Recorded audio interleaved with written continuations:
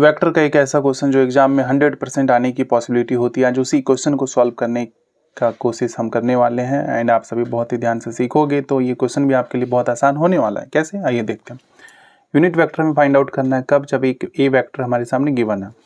So see first of all unit vector कैसे calculate करते हैं उसका फॉर्मूला आपको पता होना चाहिए। That is a vector upon में ए वेक्टर का मैग्नीट्यूड। वेरी सिंपल है, ठीक है। यूनिट वेक्टर का फॉर्मूला क्या, ए वेक्टर अपॉन में उसका magnitude. So the question is how to calculate the magnitude of a vector. So first of all we will calculate that a vector का magnitude कैसे calculate करेंगे। सबसे पहले देखो, जो भी a vector given है उसमें i j k का जो भी coefficient है which is 1 1 2 उनका स्क्वायर करो, 1 स्क्वायर 1 स्क्वायर 2 स्क्वायर, ओके।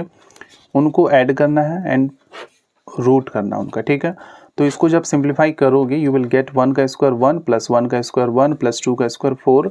सो सॉल्व करो, 4 plus 1 5 plus 1 6, this is root 6, okay. So this is the magnitude of a vector which is root 6। Now we need to calculate what, we need to calculate unit vector. कैसे unit vector निकालेंगे, देखो see formula क्या, a vector पहले लिखो which is i plus j plus 2k, right. So this is a vector upon में क्या करना है, ए वेक्टर का magnitude which is root 6।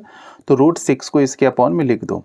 Now कुछ नहीं करना, बस इन सभी के अपॉन में लिख दो 1 1 2। तो 1 upon root 6 i plus 1 upon root 6 j plus 2 upon root 6 k। This is the unit vector of a vector, okay. I hope ये क्वेश्चन क्लियर हो चुका होगा। थैंक यू सो मच बने रहने के लिए जेके कॉन्सेप्ट क्लासेस पर।